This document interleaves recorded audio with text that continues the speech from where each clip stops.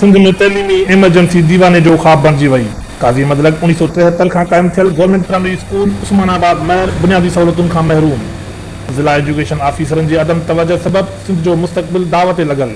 अचो त इन हवाले सां राब्तो कयूं था SBA न्यूज़ जे रिपोर्टर सलीम खसखेली सां। जी सलीम।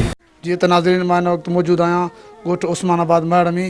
ऐं 1973 में स्कूल क़ाइमु थियो। मास्तर अञा 4 महीना थिया आहिनि, मास्तर न आहिनि। ऐं छोकिरनि शागिर्दनि खां ऐं ॻोठनि खां मां पुछा कंदासीं। आऊं तौफ़ीक़ अहमद महर, ॻोठ उस्मानाबाद महर खां। हीउ स्कूल 1973 में क़ाइमु थियो। 4 महीननि खां वठी मास्तर न आहिनि। स्कूल तबाह थी वियो। 50-60 ॿार आहिनि।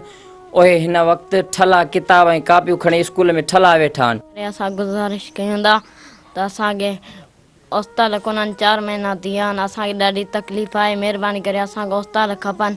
असांखे ॾाढी ॾुखिया आहे। किताबूं, बुक, पेनूं सभु हर शइ आहे। असांखे महिरबानी।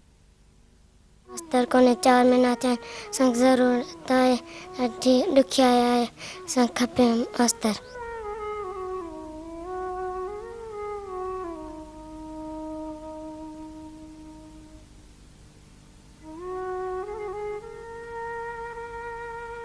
कैमरामैन गुलाम हैदर सां गॾु मोहम्मद सलीम खसखेली, शहीद बिन हैदराबाद न्यूज़ काज़ीवन।